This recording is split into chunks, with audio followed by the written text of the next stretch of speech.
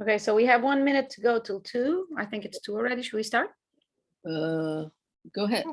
We have 51 listeners, right? Michelle? 58, 52, 58. so. Oh, 58 just goes up. No, it's minus the 6 of us. Yeah, right. Okay. Oh, well, the numbers keep going up. Okay, go ahead. Okay. So good morning, good afternoon, or good evening, everyone, depending on where you are. This is a very extraordinary special webinar organized by WCA, the World Council of Anthropological Associations. As you all probably know, WCA is part of WAU, the World Anthropological Union, which is made up of WCAA together with IUAES, the International Union of Anthropological and Ethnological Sciences. I first of all want to thank everyone, and I especially want to thank Michelle Bouchard, who was actually our colleague from British Columbia University, who was actually the convener of this webinar, and also Ricardo Faguaga from Mexico, and Virginia Dominguez, our colleagues from the organizing committee of WCA, who really took care of organizing and getting all these people together. Of course, this is, as I said, a special webinar with a lot of responsibility and a very terrible issue or theme, which is the war in Ukraine. Actually, we entitled it Empires, Borders, and Wars, Anthropologists on and in the War in Ukraine. Of course, it could have many titles, but I think the main issue here is that we want to make everyone aware, and of course, all our colleagues, anthropologists from all over the world, of what's going on. And so we thought it was timely to do this webinar now. And we thank everyone for being here, especially our colleagues from Ukraine and from all the other countries, Poland, etc., who are able to be in.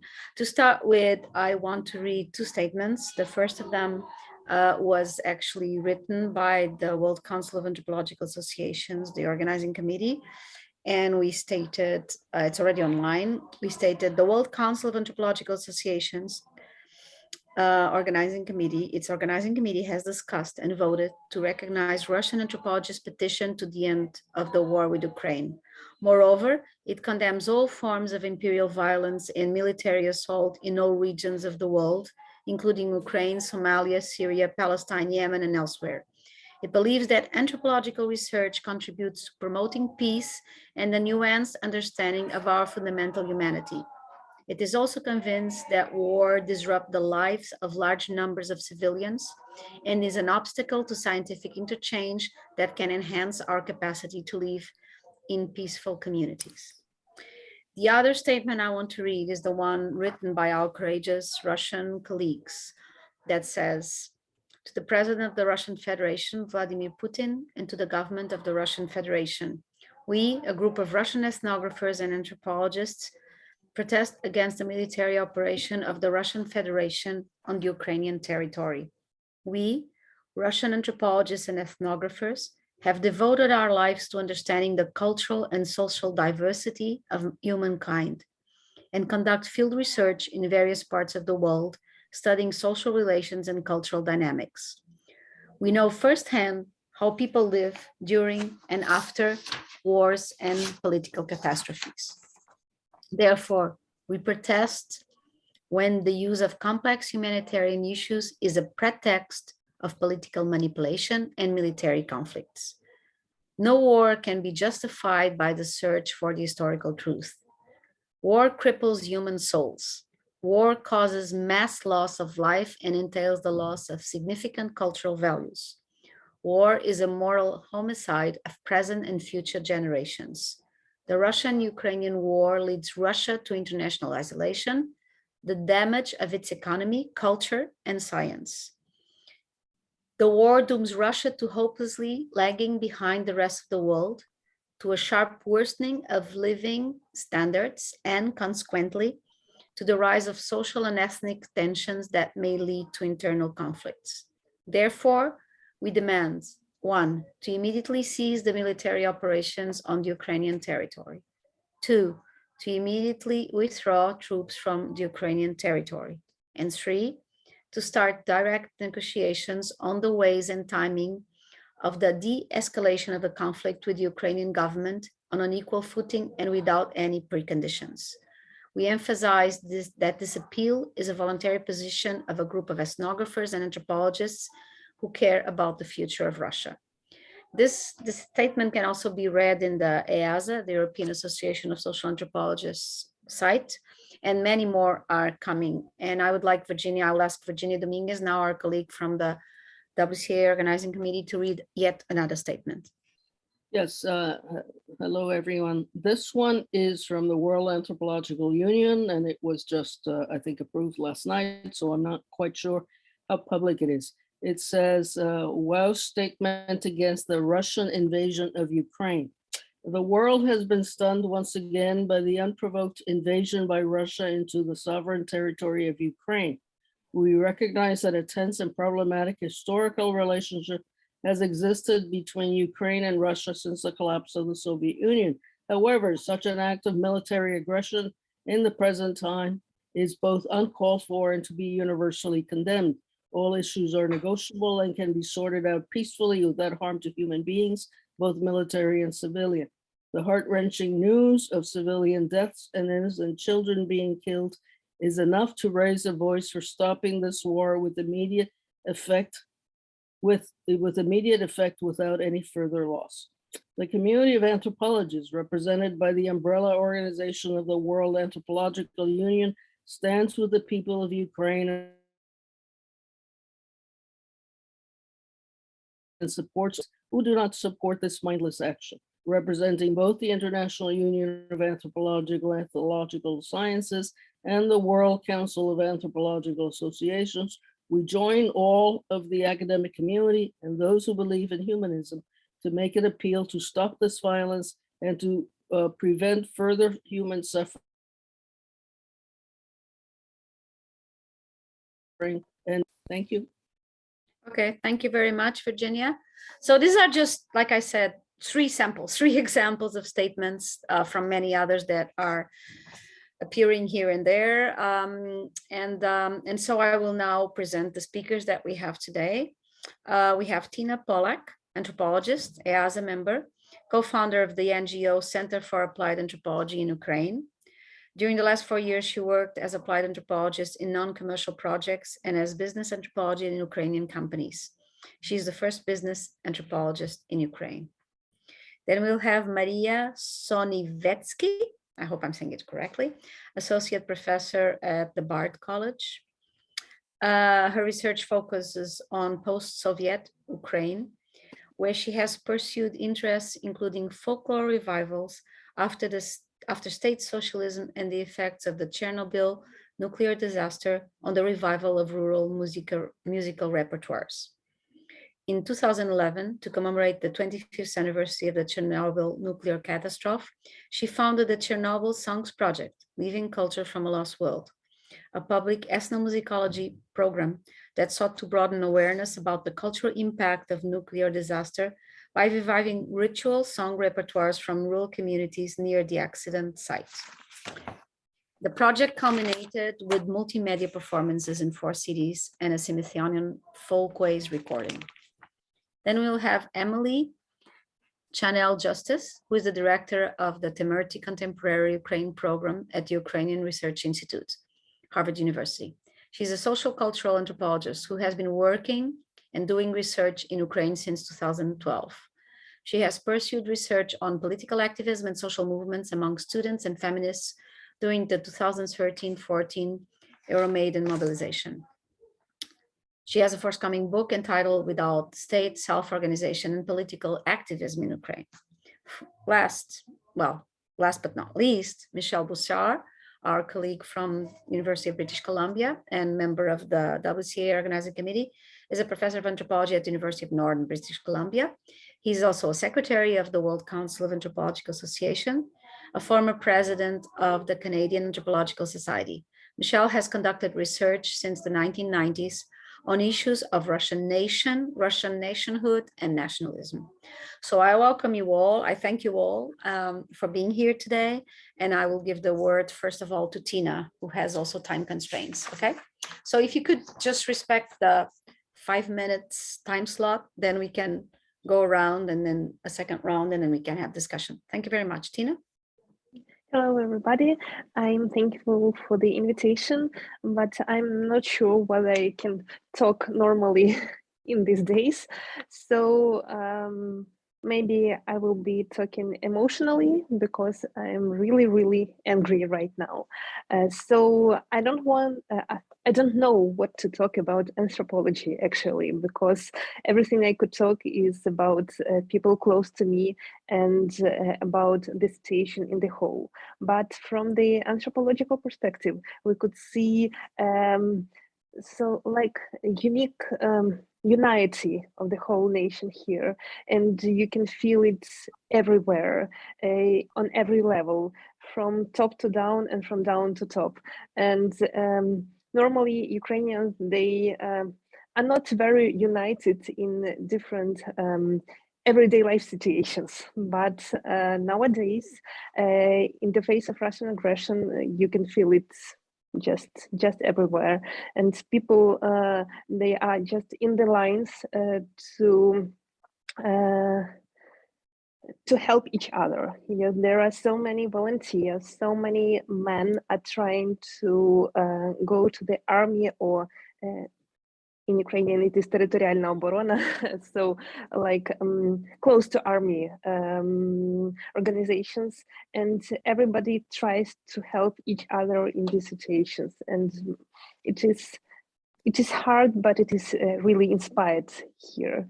And the other maybe anthropological topic here is folklore that is everywhere, and now it is mostly in meme forms. So a lot of memes appear every day and every second, and that helps us really not to cry, and to feel brave enough to keep fighting. So maybe you have some questions, I could answer it, but it is hard for me to describe the situation in the whole because I'm in it. Of course, we understand that completely. That's also why we started organizing this with some people that then could not make it, because we totally understand that you are inside the conflict, which is makes it very, very hard to have the distance to be able to analyze it, right? Okay. So after Tina, thank you so much. We will continue with Maria. Hi, everyone. Good morning from the East Coast. Tina, thank you so much for making the effort. I can't even imagine what it's like to be there. I am safely here in New York, and I am so angry, and I haven't slept in a week either. And I am so worried for my friends and family and colleagues there. I'm not going to cry right now, but I'm in the same emotional register as you. I want to speak to anthropologists, especially those situated in work in the Americas. And I want to suggest that not taking this opportunity to educate yourself about Ukraine, which has historically been narrated through the lens of more powerful actors, especially the Russian imperial forces, the Soviet forces, and more recently through a Western narrative. This is an opportunity for anthropologists to do what we do well, which is to listen to people on the ground, to listen to Ukrainians and listen to what they're telling you. I am losing my patience with the kind of epistemic imperialism that I am seeing, which suggests that the exact same discourses of imperialism that operate in the Americas are what is at play in this case. It reveals an ignorance and a laziness, frankly. My work has been on what I term sovereign imaginaries, and I examine this. So my first book is called Wild Music, Sound and Sovereignty in Ukraine. And what I was trying to get at through ethnography are the very complex ways in which Ukrainians form attachments to the project of Ukrainian statehood. Most Ukrainians do not suffer any delusions about the realities of the failures of the Ukrainian state since independence. Most Ukrainians also understand the hypocrisy of the West. They are not so disillusioned as to believe that there's a simple choice. Yet Ukrainians, because of their geopolitical position, historically and in the present, have to make a choice. And for us to sit on the sidelines and say, well, I don't know, it's too complicated for me to know, or to overemphasize certain narratives that happen to overlap with Putin's narratives, and I'm thinking specifically here about the NATO argument.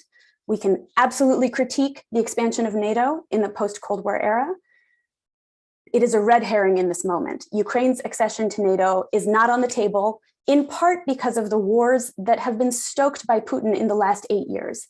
It is important for us to understand that this is an escalation of an ongoing invasion. This is not something new.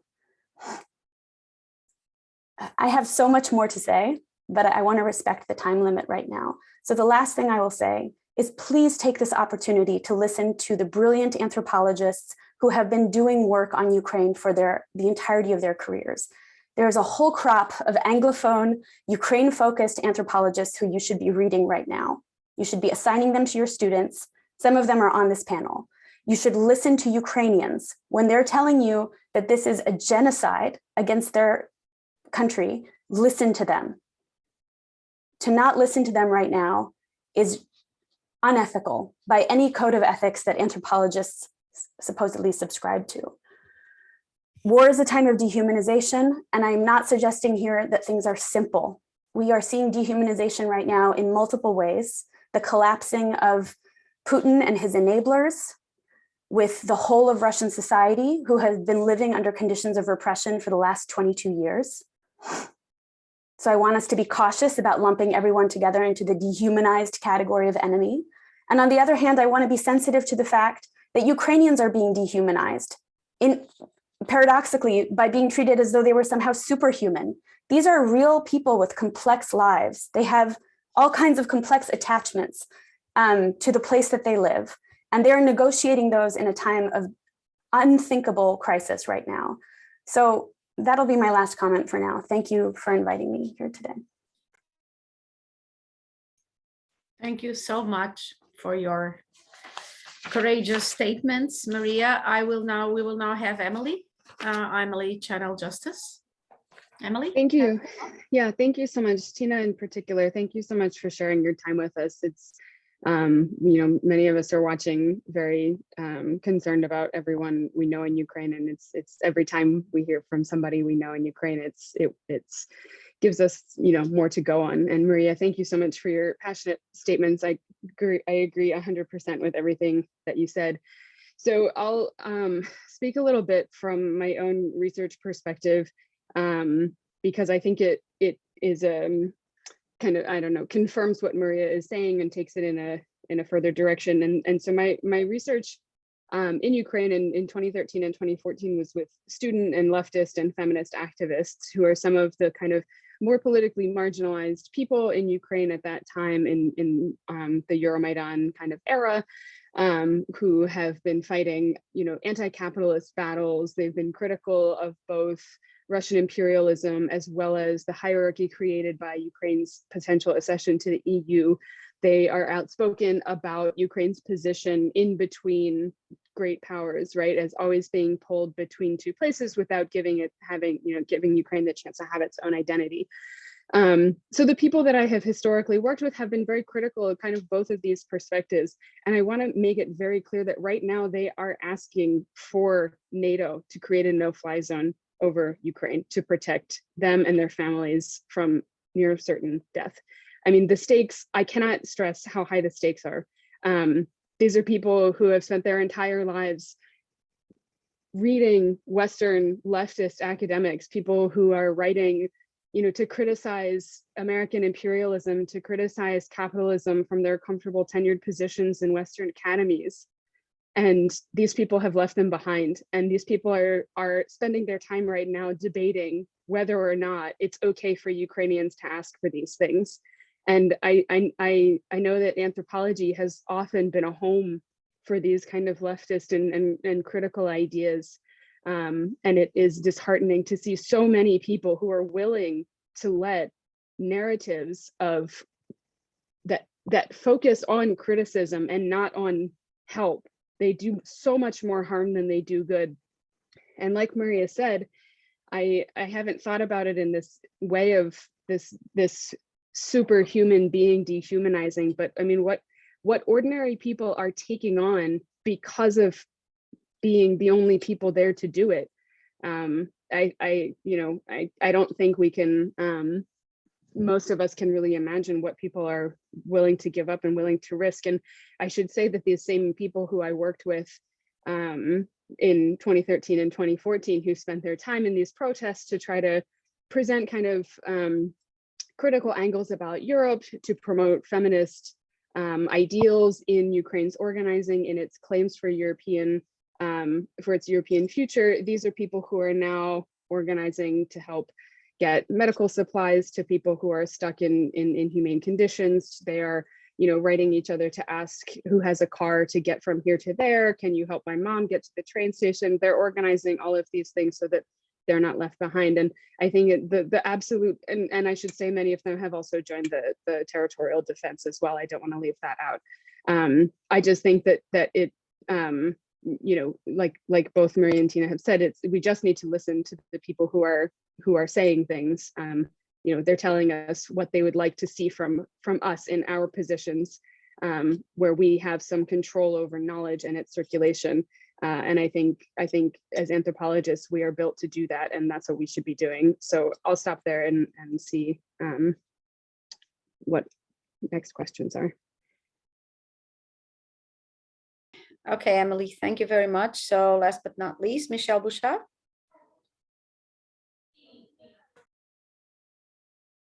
Sorry, I will unmute myself. So I'll be taking a somewhat different perspective, looking at the Russian national narrative and how sadly these events have been going over and over and have been building for the last 3 decades.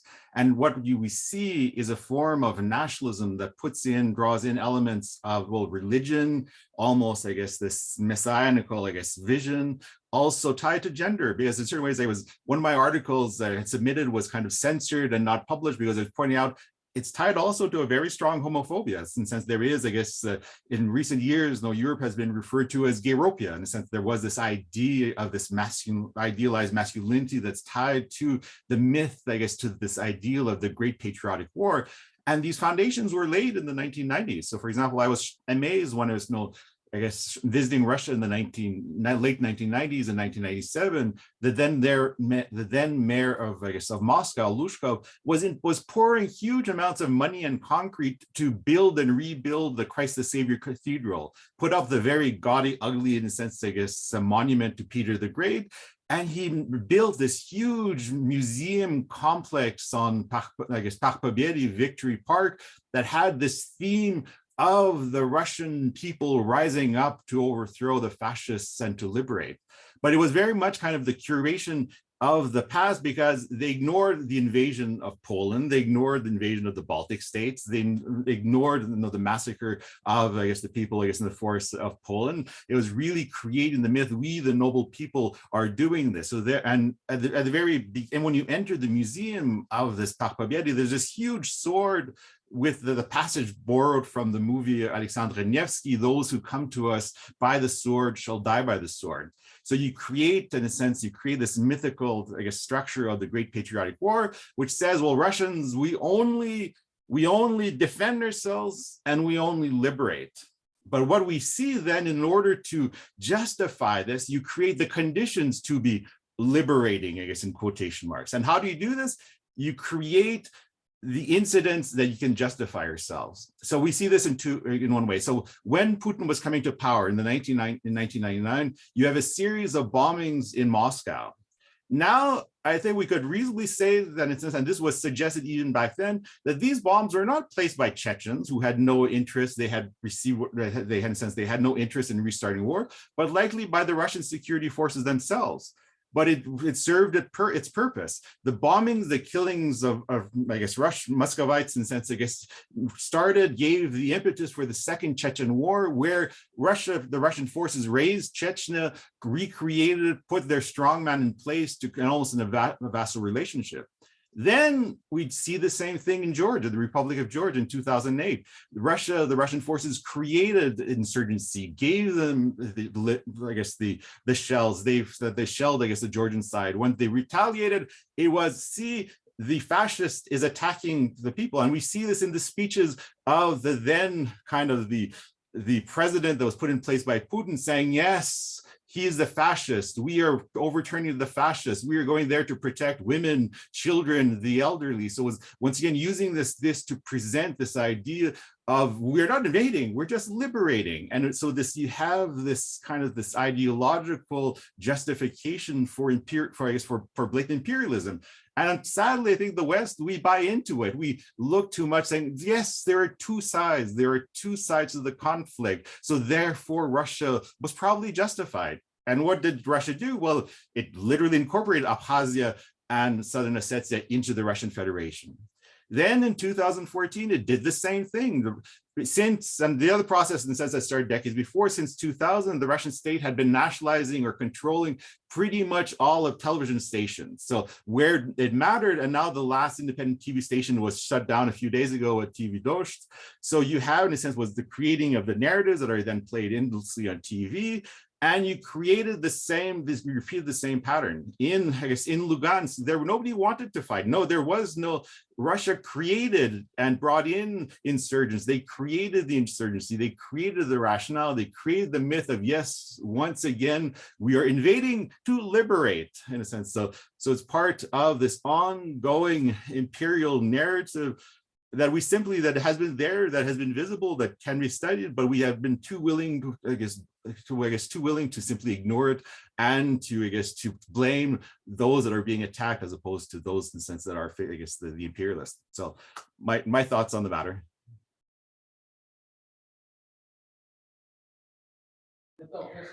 All right, thank you very much, Michelle. So now we have had the first round. We will go back to the first speaker, Tina, again. I don't know if you want to comment on some of the comments that our colleagues made. Okay, thank you. I will add something about anthropology in Ukraine and anthropologists who study Ukraine. So there is a big problem here because the anthropology in Ukraine is quite weak. Yes, so we have ethnology that came from the Soviet Union and traditionally is concentrated on topics of pre-industrial traditions and so on and so on. And modern Ukrainian life is studied here mostly by sociologists. And honestly saying, Western anthropologists are maybe the only ones who use qualitative methods, yes, to study modern life in Ukraine. But there is a little problem because often the narratives about Ukraine are a little bit Western narratives. A lot of Western anthropologists, they are looking here for nationalism and understand this nationalism in quite Western categories, not from the inside perspective, but from the outside perspective. That is not always okay for the anthropology. And I know that after our victory, a lot of Western scholars will come here and will study this territory because it is quite exotic and it is after the war, and it is very interesting to study such cases. Yes, and in this situation, it is very important to study these cases not from the colonialist perspective, but from the inside perspective.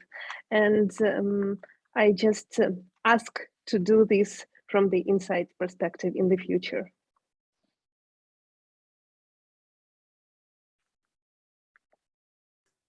Thank you. I think what I will comment on right now, sorry, this is a little bit of a turn, Tina, from what you were just offering, but is from the perspective of an anthropologist of music, is just to counter what should be obvious to all of us, which is that Ukraine is illegitimate because it does not have a history.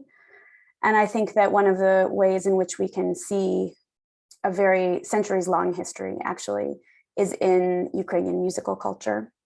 So I gave a lecture yesterday where I expounded upon this, but I'll briefly say that this is not one unitary narrative of Ukraine that we can patch together through a musical history, but it is a narrative that suggests a long history of anti-imperialism.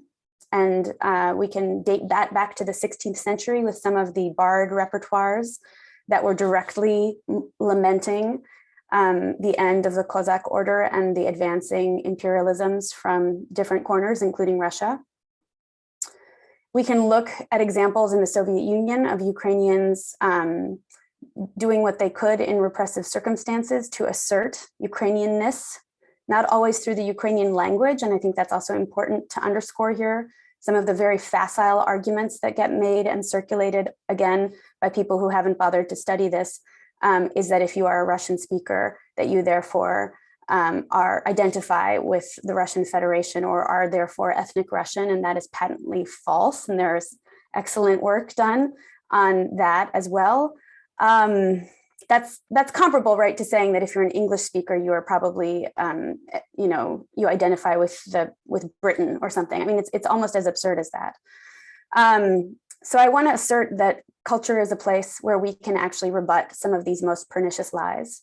And in the musical case, we can see a really heterogeneous patchwork of musical practices that together have come together in a quite surprising way, actually, in the post-Soviet era, to foster nascent solidarities across populations that may historically have not been collaborating on a project like Ukraine. And I'm thinking specifically of the klezmer revival that has happened in post-Soviet Ukraine over the last few decades, which is now going to be erased. I'm thinking also of the Crimean Tatar music scene, which has been powerfully expanding, which basically was eliminated from the peninsula after the annexation in 2014, but has found a new home in mainland Ukraine, and where we're seeing a lot of really interesting collaborations between musicians who are crossing these historical kind of fault lines to foster new solidarities. I'll stop there for now. Okay, thank you so much, Maria. I just wrote something in the chat asking for, we have around 130, 140 people on Zoom. So if you guys could just write down where you come from, if you wish, of course. It would be interesting for us to know who is joining us in this webinar. And I'll now give the floor to Emily. Thanks. So I think I just would take the time to continue to echo both of our speakers' comments.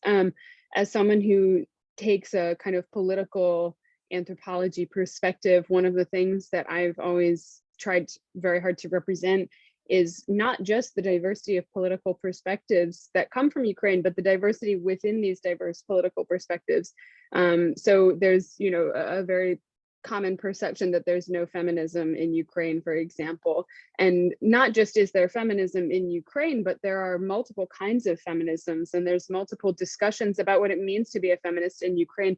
Some of this is highly influenced by, Western European American academic studies of feminism and these types of texts. But I really find that many people have a strong, I don't know if indigenous is quite the right word, but, a very unique perspective coming out of their experience of being, feminist in Ukraine. So I just think it's really important that we remember, that it takes time to understand these complexities and how they're connected, and how they're also how we need to contextualize them in this umbrella of larger powers that are, always influencing a country like Ukraine. And I would also add, a lot of early Ukrainian feminism is strongly influenced by Russian feminism and Soviet era feminism as well. We can't just because we reject Russian imperialism, we can't just say that this connection doesn't exist. It's more important to study how certain ideas came from Russian and Soviet times into Ukrainian political ideology. I think that's actually a better solution. And just, I see Ed Liebe's question here, and I just want to address, obviously many of us are very concerned about the fate of scholars, practitioners, as well as issues like libraries, museums, archives, and data repositories. And I know, there's a lot going on right now, and it's fairly chaotic, but there are emergency scholar funds. There's a new initiative designed to be responsive to displaced scholars. It was designed in response to this particular crisis, but the idea of the people who are working on it is to create this initiative to help for future problems of displacement as well. And that's something that we at Harvard are working with some of our colleagues on, kind of centralizing information for displaced and emergency scholar funds. And I would also add that several institutions, including Harvard, are also working with institutions in Ukraine to preserve archival material. We know that many of the archives in Ukraine have worked really hard in the past decade or so to digitize a substantial amount of their material. And we are helping work with people to get that into some of our universities that have, the resources to pay for cloud space that we can share. Those are sorts of things that our universities, if you're somebody who's feeling very helpless, these are things that matter right now. So it's, if you have resources like that you can offer, if you have, ways that you can place scholars from Ukraine into programs, to help keep them safe, those are things that people are asking for and that we're working towards. So I just want to make clear that there's a lot of different people from a lot of different angles, including people in Ukraine who are, they're focused on, obviously, they're focusing on protecting themselves and their families, but they are also making sure to protect things like archives and resources. And so I just want to make sure that everyone listening kind of knows that these initiatives are in the works.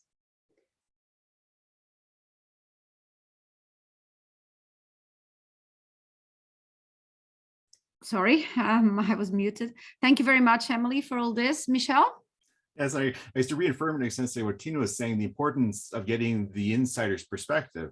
And because when I was doing my research, I guess in Narva and Estonia, looking at this idea of Russian nation, was interesting, the idea of the Hodzna, I guess the place where one is from. For the people in the city, they saw their Hodzna as their city, their region, their home, their family. They did not want to be part of any larger, greater Russian empire. They were quite, happy to be part of Estonia, to be Russian, or to be, I guess, Russian-speaking Ukrainian or German or whatever it may be, but still have, in a sense, I guess, the place of belonging was tied to the, I guess, to the locale.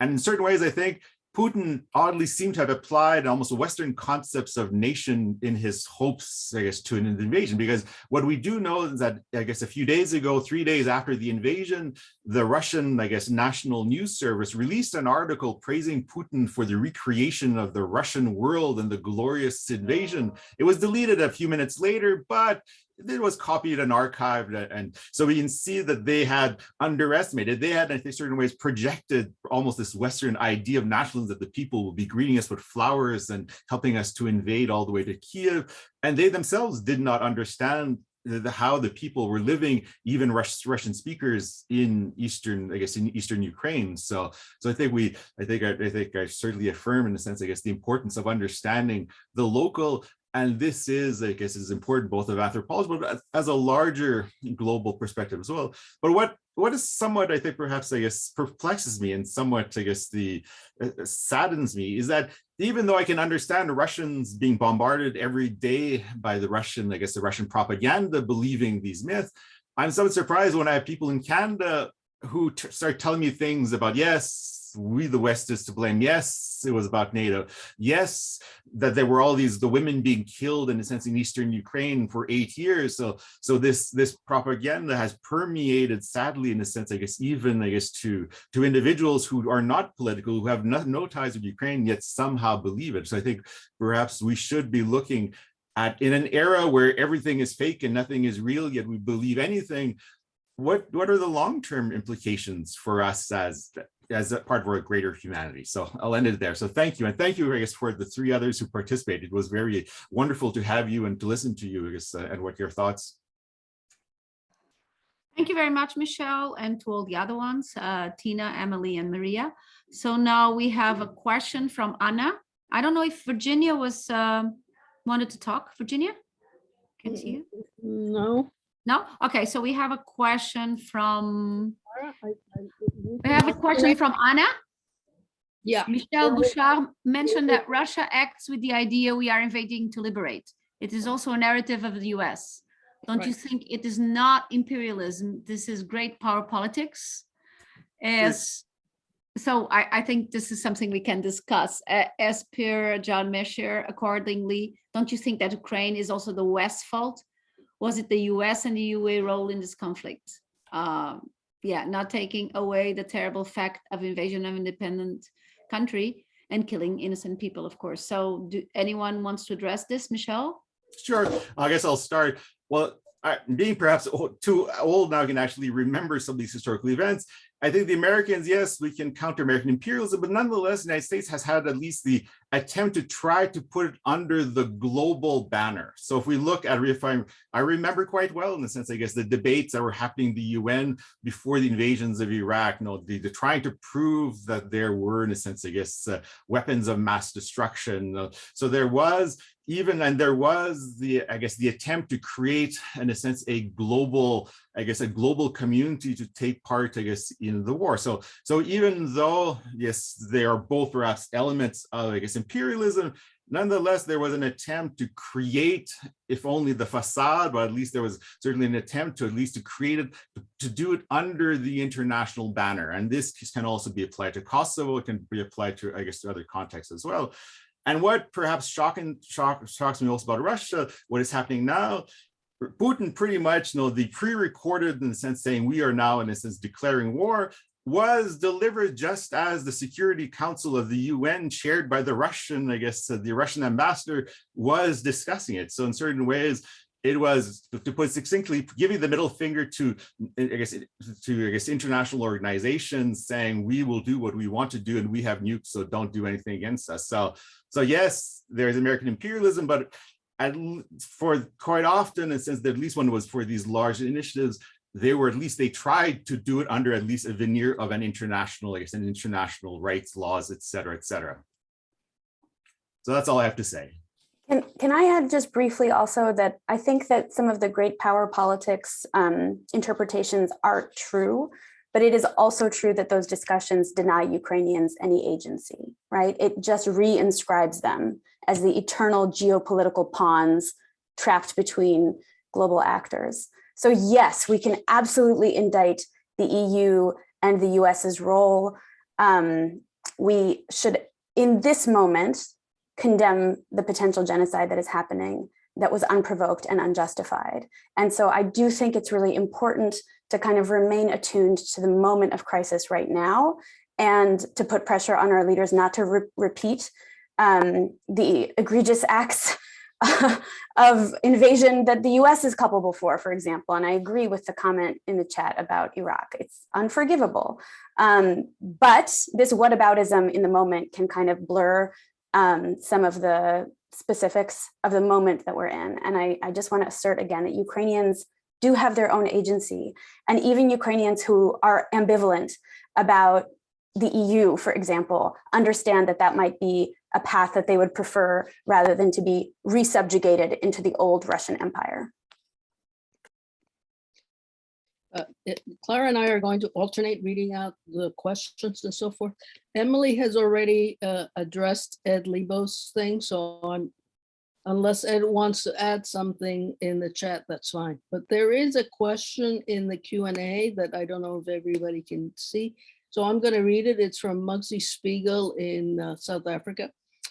Question for Michelle. It says, what is the relationship between the changing character of capitalism as it has affected Russia, particularly during the post-Fordist period, its relationship with its previous USSR vassals, and the processes of globalization? How is that playing out now in relation to Ukraine?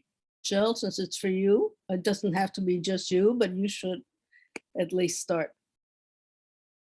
It comes back, I guess, to these, and I study national narratives. That's my thing. So, but also the question of national narratives, who will you blame? Who do you blame for your suffering? So I think what we see is that it's also, when it comes to nationalism, was what you forget. Who do you blame, what do you forget? So in certain ways, I guess with the 1990s, with the collapse of the ruble, at that point, I think the ruble was trading 1 ruble for its 30-some thousand, I guess $1 US for 30-some thousand rubles. But there was but rather than saying, listen, this was the part of the communist legacy, the economic legacy, when there was a lot of people with money in their bank accounts, but there was nothing to buy. So what are you going to do with money that you can't use? You put in your bank account. So thus, when you had, after 1991, the liberalization, you have all this money in circulation and things to buy, but all of a sudden you have the hyperinflation.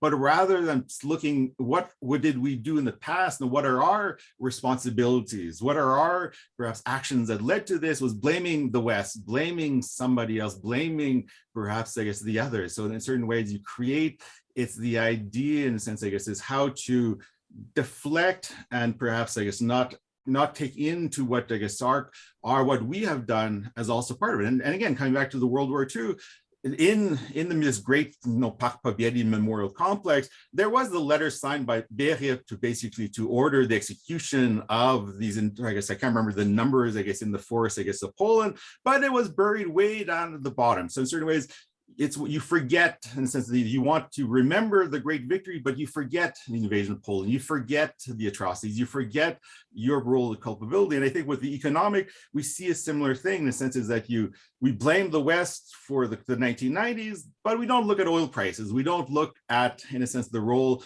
of the oil in, I guess, the collapse, let's say in the early, I guess, the early 80s, and how, I guess, in the late 80s. So in certain ways, it's kind of, it's the whole idea of the truth and the reconciliation. In certain ways, it's to be able to really to change, you must also look at the past truthfully. And I don't think this has happened in Russia, I guess, in the Russian Federation. So I'm not too sure whether I have wandered off and answered the question, Muggsy. Maybe in the meantime, other people might want to say something. I know the question was addressed to you, Michelle, Yeah. but anybody? No? Tina, Emily, or Maria? Otherwise, we have more questions here. There's a question in a global perspective from Mikhail Bukovsky. In a global perspective, a lot has been written about colonialism and post-colonialism, much less about communism and post-communism. I think that one can see the whole tragic invasion in terms of the collapsing empire that tries to recuperate and expand again. Do you somehow agree? I don't know who wants to address this.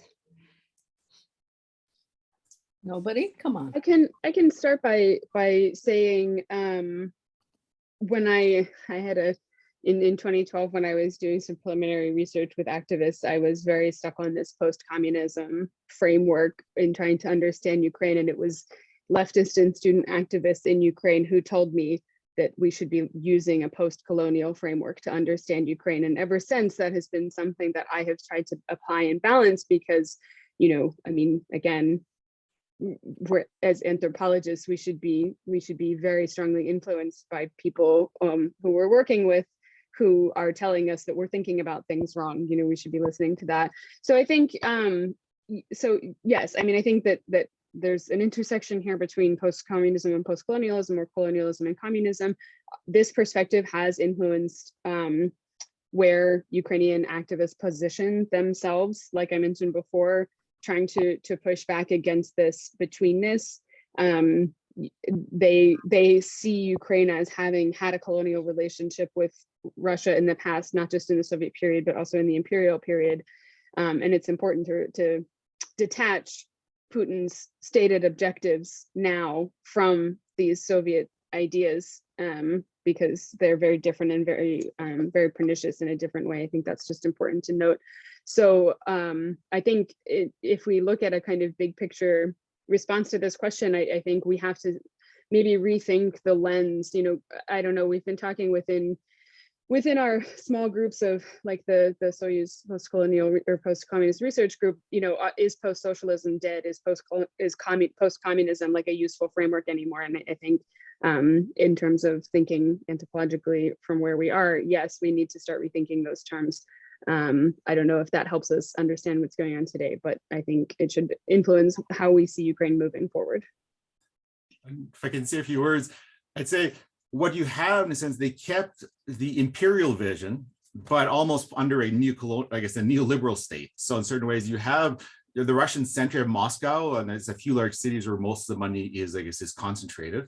But you have this really the investment in, I guess, in police forces, the FSB, I guess, the secret forces. You have probably more, I guess, police services in Russia now than you had the Soviet Union, and even though it was half the population. I'll give it a little research anecdote. When I was in Syktyvkar, there was in the main campus of the main university, there was a nice cafe on the 4th floor where I'd go every morning to go get a coffee. So then I would go. But one day my colleague that since I was working with said, Michel, stop going to that cafe. I got a call from the FSB. They tell me that there is a secret computer training office in that building, and we don't want to see him there. So you can imagine that this, I'm a nobody in a small little city in 60 counties. Somehow there's probably a very thick file, I guess, on me, I guess, in the FSB offices. So I think as a state, there is, in a sense, a great deal that was invested in creating this very imperial straight structure. And we see, sadly, in Ukraine, perhaps the same tendency. In other words, the soldiers mainly coming from poor rural areas and elsewhere in Russia are being used as cannon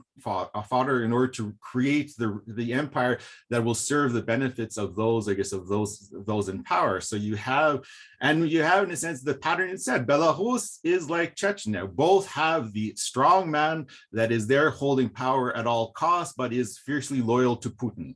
And the goal was, I guess, to recreate, based on this article that was leaked, that was published and taken down. The goal was to do the same thing in Ukraine, create a vassal state where you would have, in a sense, one Putin strongman in place, in the sense, holding down the population by any means possible. So, and then the question is, would Putin stop at Ukraine?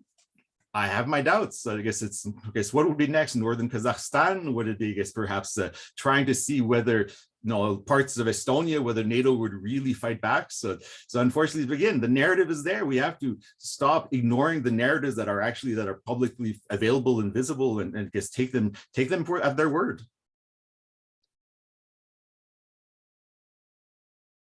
Exactly. In Moldavia, it's been there. The Transnistria is maintained by the Russian armed forces. Okay, but please, but I don't know what that was an addition to, Michelle. Oh, just one of the comments I'd be pointing out, in the sense, the Transnistria, in the sense where you have this little slice of land where you have the let's say those who are trying to keep it from being part of Moldavia, but it's largely supported by, I guess, the Russian armed forces. Okay, thanks. Anybody else? Otherwise, I have a question I want to read out here from Adam. It's a question for Maria in particular. It says, you spoke briefly about an epistemic imperialism that you identify in many anthropologists' approaches to Ukraine. Could you elaborate a bit on exactly what you had in mind here? Maria? Sure, yeah, I'm improvising that phrase, but I'm sure others have written about it. I think what I'm thinking about specifically is the way that we, here's how I'll talk about it. Anthropologists have been interested in decolonizing our discipline, and that has been, there's a new kind of wave, right, of those debates, particularly in the North American Academy, which is what I'm most familiar with.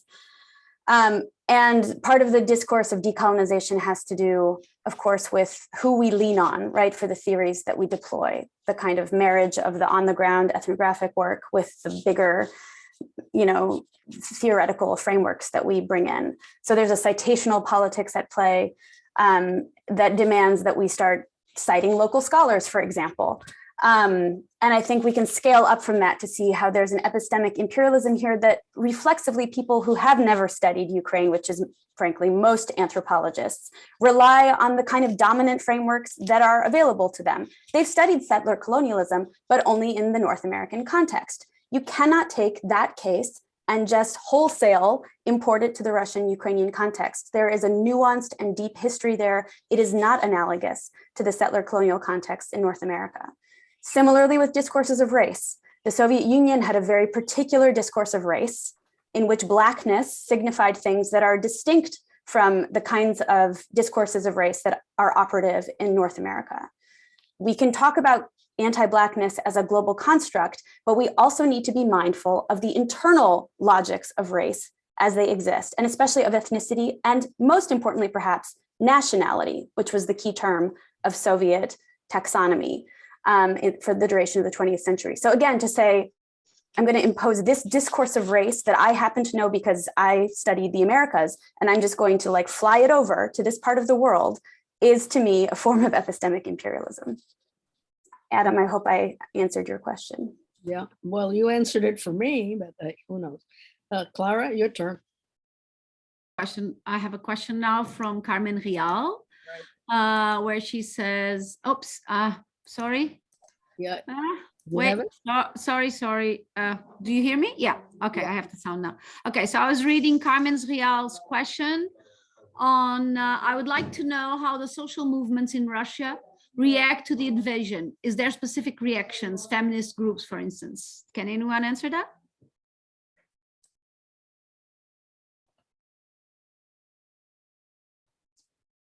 Quiet. Come on, Michelle, Emily. I want to give the chance for somebody else in a sense, I guess, and also, I Okay. guess, we perhaps be interesting to compare, I guess, with Ukraine in the sense, I guess, so we can maybe have. But I think what we've been seeing, there was an attempt. I guess, and this was a project which I did many years ago, I guess, in the early 2000s, I guess, in Perm. One of the consequences of the Soviet Union is that, in a sense, I guess, civic engagement had been so long, the Soviet been managed by the state. So in other words, the idea of an NGO was almost unthinkable. All NGOs were state organized, state run, state. So there was kind of so one of the challenges I think that Russia faced in the 1990s and the early 2000s was how to create a viable, perhaps, I guess, these civic structures in a sense that could, I guess, that could react, could, in a sense, could, I guess, could try to put a different vision, I guess, to the state. But now, of course, in Russia, that is being cracked down. And one of the ways that they do this is if an organization is deemed to have been collaborating with foreign intervention, they can be shut down. So there's certainly what little has grown is now the state is actively seeking, in a sense, to clamp down on. So in certain ways, there are, will we return to the era, perhaps the Soviet, in the sense where the only resistance was jokes around the table, in the sense of the anecdote. So I think in certain ways right now, those who do go out and try, in a sense, to protest are the ones who are arrested. But until there are millions of people that rise up in Moscow, I guess, and surround the Kremlin, I'm cynically thinking there ain't much that's going to happen. So maybe Tina, I guess you might have some thoughts, perhaps, I guess, the differences, I guess, with Ukraine, I guess, and Russia. Can I explain? Wait a second, Tina. Maybe it would be good to know if anybody has reached out to you from Russia. Well, let's say No? this way, people are keeping quiet. And I've been quite disappointed in a sense, I guess, people who should know better really have, in a sense, I guess, are towing the state line. And it's very disappointing. People who, some of these speak speak English, in a sense, they are very capable of seeing, but they believe that, yes, there was this massacre, I guess the Nazis in Eastern Ukraine were killing all these women. It basically has been swallowed hook, line, and sinker, sadly. But one Russian colleague did reach out to me, in a sense. He was quite saddened, I guess, by the events. But again, so there is a resistance, certainly, but I think the majority, still probably at least 60% based on from Levada, are still in favor of, I guess, the policies of, I guess, of Putin and co. Okay, can we hear from Tina? You asked Tina. Yes. So maybe the main difference is attitude to freedom. So we had already Maidan in Ukraine, and we had Orange Revolution before that, and we know that we could fight for this freedom. And we know that there will be one moment when there will be so many of us, and that no one could do anything to us. And I think maybe people in Russian Federation don't have that feeling, that in such moment there will be so many of them that nobody could fight them. I don't know the other answer, but still I think that they don't feel it yet. I hope. Could I ask, maybe there are listeners who know about the social movements in Russia as well? We can read them out loud. You can do the chat or the question. No.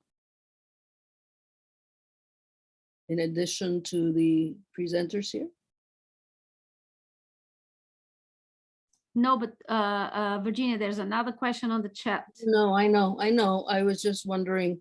Yeah, if there was anybody here besides Michelle. Emily, no? You don't want to say anything? My research is in Ukraine, not in Russia, so I don't really can't comment. That's what I thought, right? That's what I thought. Okay, anybody? No, apparently not. Okay, if you think about it, we can go back to this because I think Carmen Rial's question is very useful and important.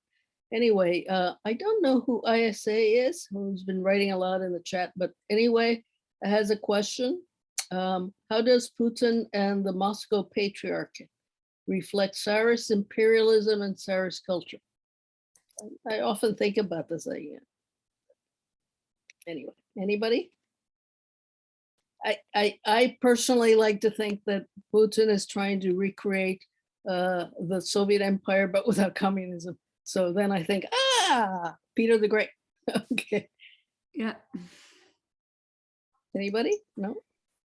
I'm not an expert on religion in this part of the world, so this will be a little bit superficial, but what I can say is that there's a now centuries-long history of contestation over where where Kyiv fits into this story, right? Whether Kyiv is in fact the capital of Ukraine, or whether it is in some ways the origin for the modern Russian project. And a lot of that has to do with religion. Putin's messaging about this neo-imperial war is theological in tone. A lot of the time, it has a messianic rhetoric about restoring things as they should be. And this is also a theological justification. Under the more nationalist president who preceded Zelensky, there were important moves made to differentiate between the Kievan and the Moscow patriarchates of the Orthodox Church. And so that's part of the story here as well, right? That there was the feeling probably on Putin's side that the Ukrainians were moving further away yet again. I also really want to underscore that Ukraine is a multi-confessional state, and it always has been. In addition to the Orthodox Church, there's in the West, especially the Uniate Church, which is a form of Eastern Catholicism. There has been a Jewish population on the territory of Ukraine for generations who continue to suffer anti-Semitism, but who have also been rebuilding institutions that are now significantly threatened by this war. And there's also an indigenous population of predominantly Sunni Muslim Crimean Tatars, many of whom have fled after the 2014 annexation and are now integrated into life in mainland Ukraine. So the religious dynamics are real, and Putin's kind of, again, reductive narrative, right, smacks of the old Tsarist maxim about religion and the other two items that were part of that, which I can't remember at the moment. So. Well, if I can say a few words, building upon what Maria was saying, is that the Russian Orthodox Church has a centuries-long history of being quite imperial itself. But if we look, the main difference, I guess, with Orthodoxy, you have the patriarch. And there was a tradition that if you have a large enough group of people speaking a language, that you create a separate church, in sense, with the liturgy in their language, in sense, for the population. Thus, the senior patriarch is the patriarch of Constantinople, aka Istanbul, and then you have, I guess, patriarchs in sense, I guess, across, I guess, various different, I guess, very different, I guess, Orthodox churches. And there was, in my own research, in the 14th century, there was an attempt to create a separate Orthodox church, I guess, for the Perm, aka the Komi, in their language, but that was crushed by, I guess, by both, I guess, Muscovy and, I guess, the Orthodox Church in the 15th, I guess, in the 15th century. So the church really, and even then, you were reading, in a sense, in this 14th century description, people saying, well, why preach to them in their language? They should just learn the Ruski, the Russian language. So there was even a very almost colonial imperial network idea in the Russian Orthodox, I guess, church in the 13th, I guess, in the 14th century, the 15th century. And that carries to this day. One of the main things what Ukraine, the Orthodox Church, was seeking to, in a sense, and got through the benediction of the Constantinople Patriarch, to create a patriarch for the Ukrainian Orthodox Church. In other words, there would be the equivalent state equivalent of, for the Orthodoxy, where you would have, in a sense, I guess, the patriarch for your own national Orthodox Church. And the Moscow Patriarch resisted this. The Russian state resisted it. They did everything to make sure that this would not happen, because they want to reimpose this, perhaps this imperial colonial church vision, to have the Orthodox in Ukraine all being under the Moscow Patriarch and not this now new eventual, I guess, Ukrainian Patriarch.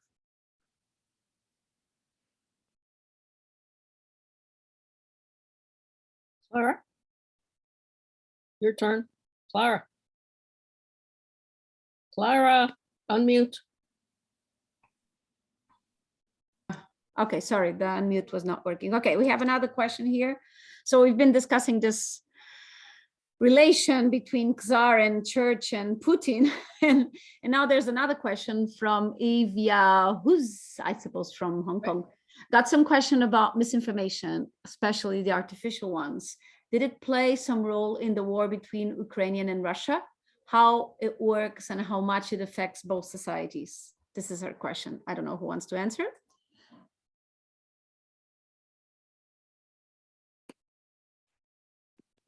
I'm happy to speak to this a little bit, but Tina, do you want to talk a little about like stop fake and those kinds of attempts? Maybe I will add you. You'll add after me. Okay. So yeah, misinformation has been a huge prong of this war, at least for the last 8 years, but arguably much longer than that.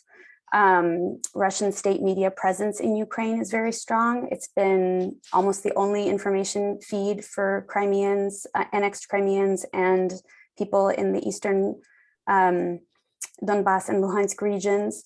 And this kind of narrative about some of the narratives that we've already rehearsed, right? The narrative that Russia doesn't start wars, it ends wars.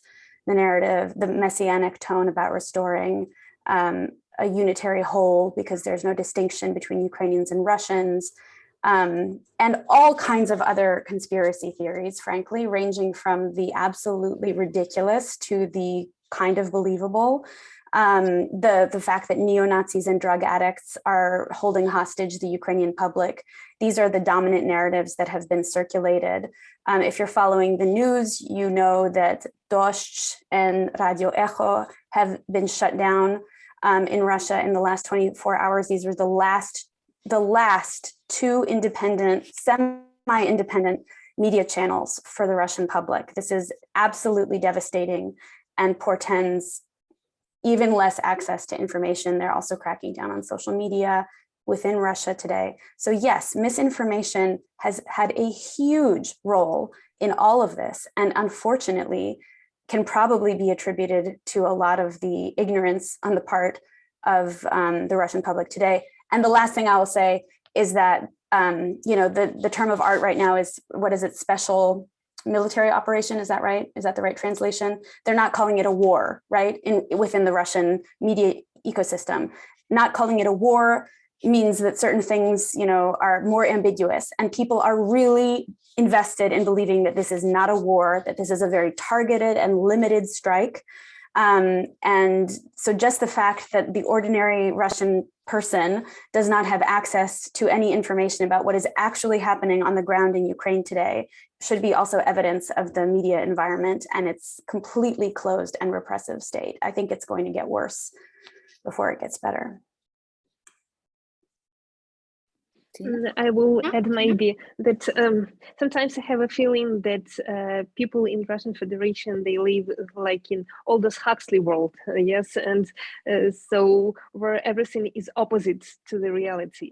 But I don't agree that they couldn't get any real information. Yes, it depends on their ability and whether they want to do this or not, because my relatives from Moscow, they called my mom and they were just retranslating those propaganda messages. And when we were talking what is happening here, they just didn't believe us.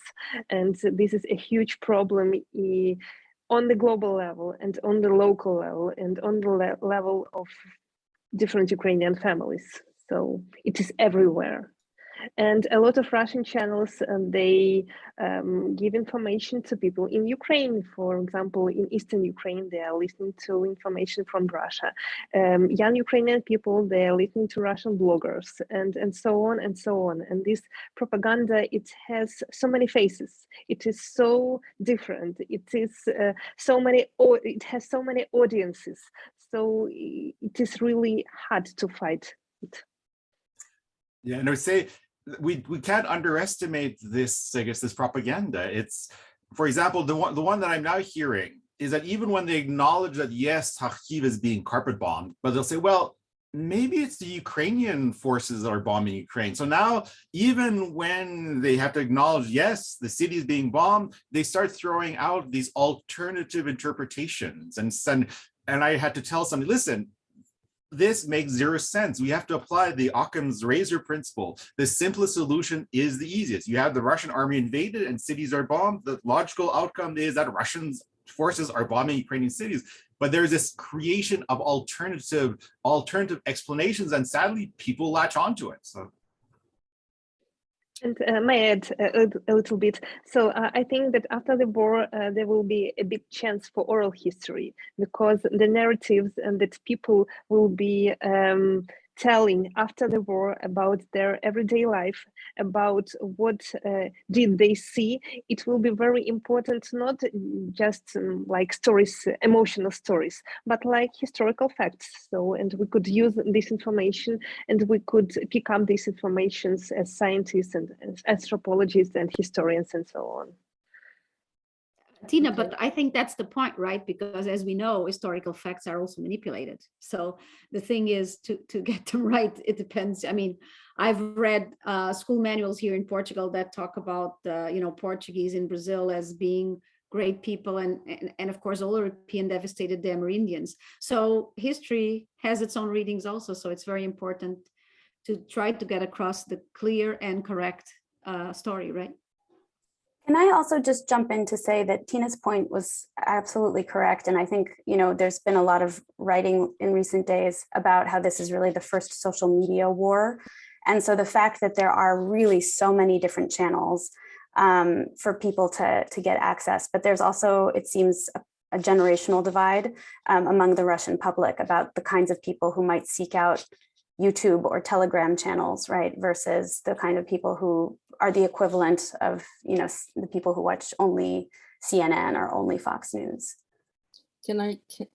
Clara, sorry, can I ask something before I do my official role? I've been wondering, Putin has done all sorts of things, but he apparently has not shut down the internet.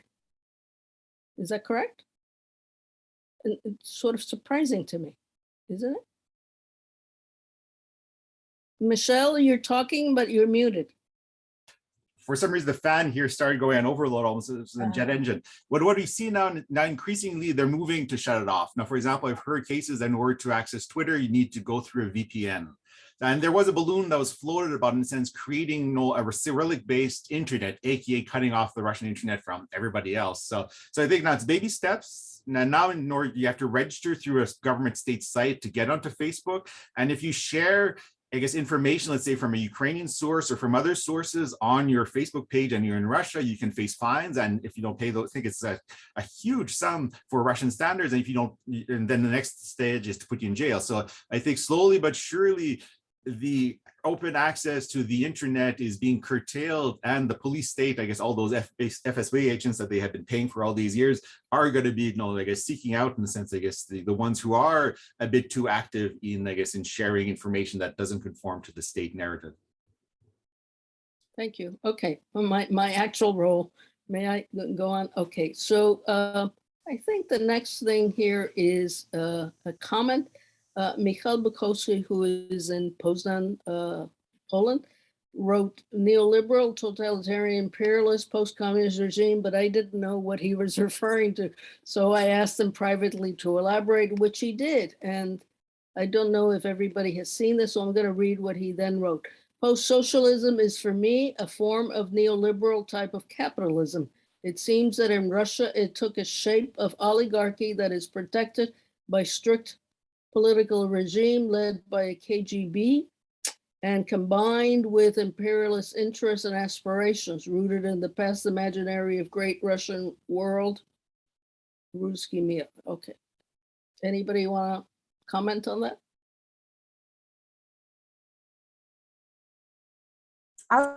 I'll say quickly maybe that the oligarchic structure is well documented, and I think that's accurate. I also just want to point to the complicity of the West and the US and Canada in harboring and enabling a lot of that wealth hoarding.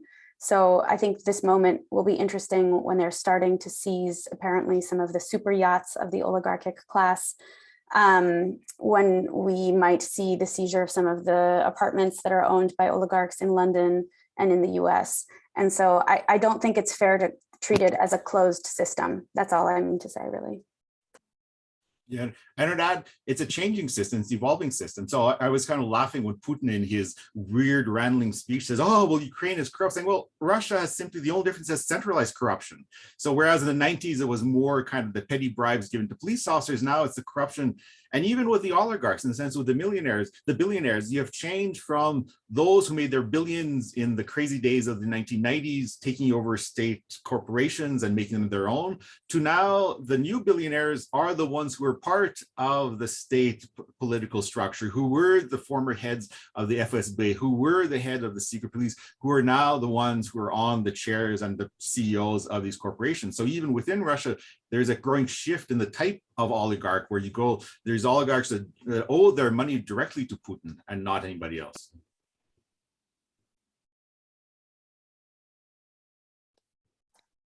Okay, there's a comment here. It's more a comment than a question, but perhaps we can elaborate on that or discuss this. It's from Valina. No, wait a second. No, it's from Vanetta Kalikova.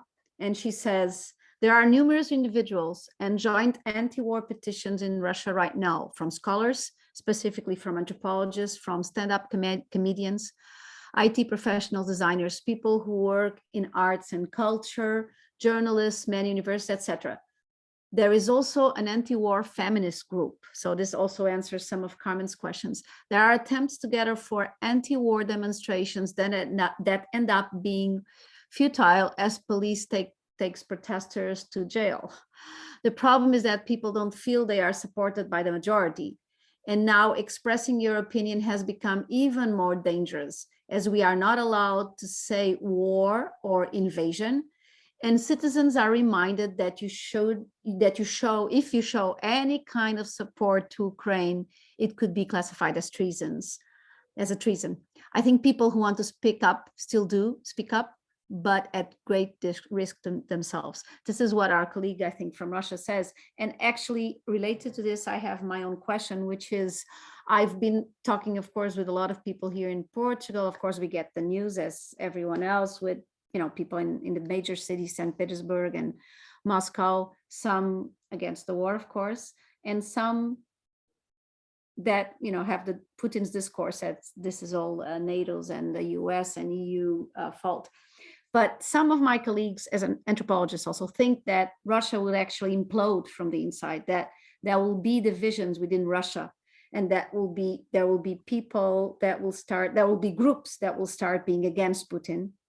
And once the bodies of the dead soldiers start coming in, if Putin now does decide to set in the martial law, which has been spoken about in the news, I don't know if he will or not, if he cuts out all the internet connections. So if the Russian people really start suffering directly, which of course they are already, especially with the lockdowns in SWIFT system, but especially with the dead young soldiers, will Russia actually implode? This is one of the things that has been talked about a lot here by anthropologists in Portugal. They think that, yes, if we are optimistic, Putin will end up imploding the system. I'm optimist, but I don't know if I'm that optimist. I would like to know what your view is on this. Would this be possible? Because Russia is so large and so diverse, right? That's what we've been talking about here. Maybe I will say several words. So I think that the main point that they do have to go to the streets, not for us, not for Ukrainians, but for themselves. They are already like outsiders in the whole world. And I think that's stupid to sit at home when you can do at least something for yourself, not for us. So this is the main point I'm standing on, because I don't believe in the empathy of Russian people in the whole, yes, some of them may be liberals, maybe scientists, some of them are my friends, yes, but in the whole Russia, they maybe don't feel empathy for Ukraine, but they have to feel something that will change their lives. And if they want to live not so bad as they will live in the soonest future, they have to do something for themselves. Exactly, but that's exactly what I was mentioning. What some people here in Portugal are discussing is that one, well, if they're suffering themselves, then they will act, because that's the normal human reaction, right? Well, they will react, but they'll say, "Oh, well, we have to." We sense there's an old Russian saying that's been around since the 19th century. You know, what kills a German is healthy for a Russian. So that it'll be kind of the state will present their suffering as the proof of the nationhood. And unlike those lesser people in those Europe, they can tough it out. So until the FSB, they stop being paid, until you have a few million people that rise up, in a sense, march to the center of Moscow. If there's a few demonstrations, a few Russian villages, who cares?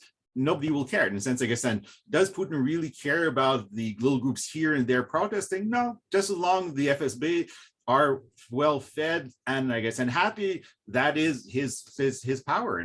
And I've heard, and I'm not too sure, I guess Tina can maybe talk. I've heard these, some of the Russian videos being shared, in a sense, one captured, I guess, soldier, in Ukraine, who was saying, yes, no, the wounded soldiers, the FSB, were coming up and shooting them, killing them, to make sure, in a sense, they were not taken prisoners. So clearly you have the soldiers, but almost like the Soviet period, in the sense where you had the commissars, you have the FSB keeping an eye on the soldiers to make sure that they do the right thing, in a sense, if necessary. So I think we can't underestimate either the regime that has been put into place, I guess, over these several decades.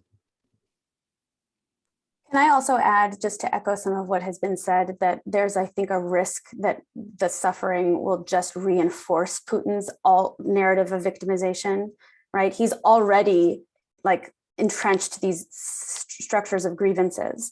So I think that that's another way that it could play out. But my hope right now is, this is in the chat as well, is that once the repercussions of the war are obvious, right, once the body bags start returning to Russia, that at that point, people may have to really wake up to the fact, right, that this is not a targeted, limited security operation, that this is something much larger scale, and that it was a profound and evil mistake. Putin's one of the last addresses to the Russian people was about the empire of lies, right? The West is the empire of lies. And I think a lot of people are susceptible to that narrative within Russia right now. But I agree with Tina that I think what needs to motivate people to take these risks, which are highly risky in this repressive regime, is the promise of something better for themselves in the future. There is a question from Jonathan Chan in Hong Kong. It's a question, it's a comment. Listening to how Ukraine is sort of caught between two entities, quotation marks, the West and Russia, and not really allowed their own space for self-definition, in a sense reminds me of how Hong Kong is kind of in a similar spot, a liminal post-coloniality, as Ray Chow said in '98. Where similarly, Hong Kong cannot find the space to find its own identity. I'm wondering if perhaps post-coloniality theory can provide an analytical framework for looking at Ukraine's history of the past few decades.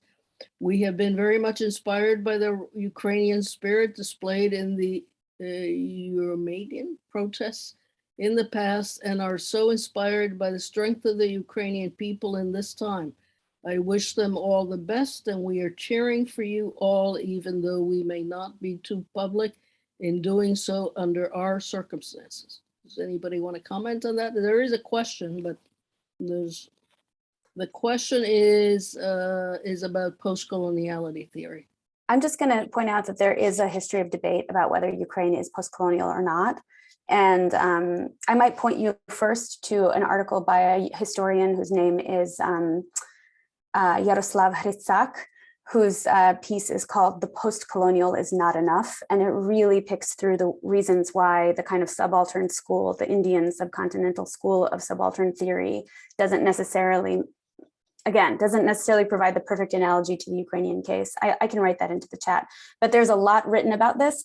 And I myself have tried to use both post-colonial and decolonial theory to talk about Ukraine, as have a lot of the amazing decolonial feminists who have been working on similar things. And I'll drop a link also to a journal called Kritika Feministichna, which has also advanced a lot of that work. And they publish in English and in Ukrainian and in Russian. Okay. All right. Thank you so much. Yeah. Anna was just complimenting what she said before, and she's saying it is very dangerous to protest nowadays. A bill was submitted to the Russian parliament on conscription to military service in Donbass region for those who are persecuted for participating in illegal actions against the Russian special operation. I think I didn't mention it in the beginning, but this webinar is being recorded, and it will be on the WAU website, so that if anyone afterwards wants to listen to it. Now, do we have any more questions, or? We do, Clara. There is a question from Emilia Zabilute. It's on the question and answer, isn't it? Question and answer, yeah. Yeah, okay, so I'm jumping from one to the other because I was on Batpapu. Okay, so yes, Emilia has a question for Maria. I'm glad you brought up the decolonial movement in academia, because that is also very present in the UK academia. I feel the events in Ukraine opened up possibilities for Eastern Europeans and scholars of Eastern Europe to participate in the debates and the politics of it. What do you think Eastern Europe scholars can learn from it, and how they can contribute to it? Just so I make sure that I understand the question, what can they learn from the decolonial critique? Or what can they learn from what? Yes, Emilia says yes. Yeah, well, from the Ukrainian decolonial critique, I think from the Ukrainian decolonial critique, what we can really learn about is the ways in which, well, so there are two things, I guess. One is the ways in which there's a decolonial critique that's also intersectional, that should interest people in the North American Academy. So I just dropped the link to the Kritika Feministichna. This is one example, right, of this. The second is that this question of whether or not Ukraine exactly comports to the model of the post-colony is an interesting academic exercise. But I think as an ethnographer, one of the really poignant elements of so many of the testimonies that I've gathered over the years, and particularly right now as I'm working on a book about late Soviet Kyiv and its musical rock culture, rock music culture, is the ways in which it can take time to recognize oneself as a colonized subject, right? So many decolonial writings from the 1960s and 70s, and I'm thinking, I've just been reading Albert Memmi, the Tunisian intellectual's kind of personal statement about this, is that this is a process. Decoloniality takes time sometimes, right? The kind of dynamics of colonization inculcate people into ways of being that can take time to unlearn. So I'm inspired by some of the decolonial work that's being done across different regions. And I will just throw out one more endorsement, which is Mladina Tolstanova has collaborated with Walter Mignolo to kind of do a comparative study of decolonial options in very different parts of the world. Tolstanova works primarily, I think, in Central Asia, and Mignolo works in the Americas. And it's inspiring work to kind of think across these radically different experiences of colonization to come up with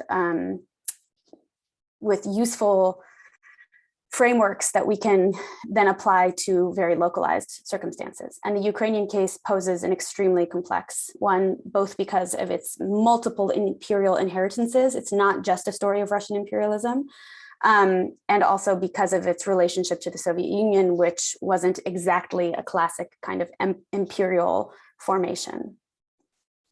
I will simply say that we're always witnessing neo-feudalism.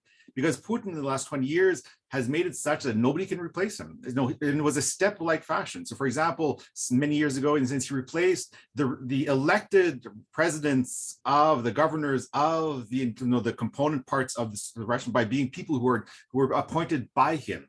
So in other words, in a sense, you have a system where everybody who has any way of actually influencing the power are all directly tied to Putin and can be replaced at any time. So you have a very hierarchical structure where Putin is the one that ultimately has all the power. And in Chechnya, they solved it basically having Kadyrov and with his, I guess, his men, and I'll use men because it tend to be very, of course, very patriarchal and and anybody who opposes Kadyrov is killed by, in a sense, by the forces, and Kadyrov basically gets to do what he wants just as long as he pledges absolute loyalty to Putin. And we see a similar process now, I guess, in Belarus. So, and where you have, in a sense, this logic where we're almost, I guess we have yet to almost beyond the old Russian Empire of the 19th century model to, I guess, in the 21st century. Okay, it's almost 9:30 here, so probably 10:30 for Maria, and she's going to have to go, but I still see a couple of questions or comments in the chat, so I want to read Kirsten Kolsch's.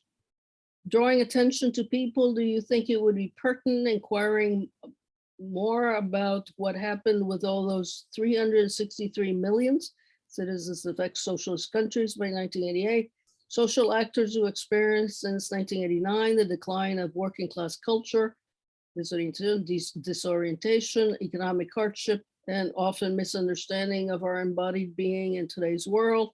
I am one of those born during Cold War in Karl Marx-Stadt. Do all the before mentioned. I studied anthropology at the age of 38. Any comments? What happened to the 363 million social actors who experienced the decline of the working class culture, disorientation, economic hardship, and so forth? Were we talking about Russia? 363 million? No. Citizen? No. No, Russia has roughly now 140 million, give or take. Right, I know.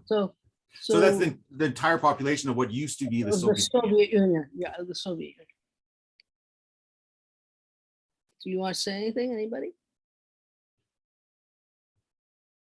Well, I think, and this is where, in a sense, coming back to Tina, the need to do the local. I think what's happening in Ukraine was quite different. What was happening in Kazakhstan, which is quite different. What's happening, I guess, in the Baltic states, and I guess in Latvia, Estonia, I guess in Lithuania. So we have, in a sense, we have to do the classic anthropological thing. We have to study the local to then understand how it fits into the global, whether it's the global post-communist or global in terms of the world global. Actually, I didn't get Kirsten's question. Is it a question? So, but I wanted to say something similar to Michelle, because there are so many questions about imperialism, colonialism, different theories, capitalism. But as anthropologists, we have to start not from the theory, but from the fieldwork, and we can do this fieldwork before the war ends, and it is a little bit dangerous to use all these theories before the field work. So I just asked not to do some conclusions before you talk to people here. Clara, I see something from Tatiana Polyuekskova. Wait, I think, is that because I was trying to find new questions, but the last one I have is from Emilia, which I read already. No, it's in the chat. Yeah, I'm in the chat, but I see no other. Russian people today are hostage of the situation. Oh, I read that already. Did I not read it already? Yeah, the Russian, oh, perhaps not. Tatiana, the Russian people today are in a hostage situation. Opening your mouth, expressing your point of view, even in the circle of close friends, you do not know what point of view and in what form, how rude you will hear from the other side, and it's scary. And it hurts. Smart people nearby adhere to the position of the validity of the invasion of Ukraine because people were killed in the Donbass, and the Russians are the saviors. The war is called a peacemaking operation. Teachers at university are punished for expressing their opinions on the networks, people write classic denunciation of 1937 against each other, and many do not support Putin. Ask one question: will it be possible to immigrate from the country? So this is Tatiana's comment. It's not so much a question, it's a comment. But I could turn it, wait, I could turn it into a question, and that has to do with the last thing about immigrating from Russia, immigrating from Ukraine. Well, I think the question was about Russia, but I know, but what do you think, Tina, about immigrating from Ukraine? I mean, are the borders going to be closed? About immigrating from Ukraine to European Union, or what are you talking Anywhere. I don't want to immigrate. I stayed here, and I think I have the right not to feel empathy to Russians right now. So when I hear all this information about that Russian people are scary and it is hard to talk about what do you think in this country. So it is your country. It is your choice to fight for your freedom. And if you want to represent your opinion, you have to fight for that in your country, inside. And so this is all I can say about it. And I will say, it says right now, the last number of 500,000 refugees is from Ukraine, and they're expecting maybe millions. I think this will create repercussions in Poland, Hungary, I guess, and all the neighboring countries and across Europe. So the last I heard, Michelle, was about 1 million. Michael Bukowski, okay. Do you want to, have you noticed that there is much more talk about Russia than about Ukraine? Who are you asking, Michelle? Both of them? He's probably asking everyone. He probably is. I did notice it too. Just a remark, okay. Yeah, yeah. And Mugsy's saying he's noticed that too. Yeah. Okay, so I don't know if anyone has more comments and or questions, or if we should call it because we've been here. It's almost 20 to 4. Well, in Portugal, and in Ukraine it's 2 hours later, I think. And yeah, I think this was a very good debate, and to at least address this terrible question and what's happening in the world today. I don't know if you guys have any more comments. maybe Tina, do you want to say a few words, I guess, to end? Maybe I will end with a little story. So we created our Center for Applied Anthropology, like non-government organization, to make something anthropological here without any institutions. Yes, to make academic workshops, to make applied research, and so on. And I will tell you about 6 people from this organization who lived in Kiev and are not. Some of them are not in Kiev right now. So maybe after the war, some of you will have an opportunity to collaborate or something else, or maybe we will arrange something in Kiev and we could tell you to come here when it will be safe here. So one of the members of our organization, Yulia Buskich, is the specialist in anthropology of religion. She's now in Kiev with her mom and her cat, and she's hiding in shelters. So she wanted to come, but she couldn't. The other member of our center is Svetlana Machovska. She and her 2 little babies are out of Kiev right now in the village. And she is a specialist in traditional Ukrainian wedding and traditional Ukrainian culture. The other member of our center is Oksana Ovsiuk. Her PhD was about everyday life in Kiev in 1943, 1945. It is a little bit ironical right now. So, and she's trying to get from Kievska Oblast right now with another our colleague, Olena Sobolova, who is the main specialist in Crimean Tatar traditional culture. And she and her husband and little babies are trying to get to Western Ukraine right now. And when you are talking about all these theories and all these complex global issues, just don't forget about small people who live here and who try to do something here anthropological and not anthropological. And this is what I ask for. Clara, wait, just before we end, then Mary Helen had something to say a couple of times, but that has to do with what we outside Ukraine can do. I know that Maria addressed this, but Mary wants more. So first of all, you can help our army, and there are a lot of information about that, and a lot of volunteers. They work with people in the USA and in Europe, and they try to help with different things. Yeah, so for army and for people, and of course there are a lot of refugees appear, and you could help them also. Maybe if you want, you could add me on Facebook, and I will share information with you. Good.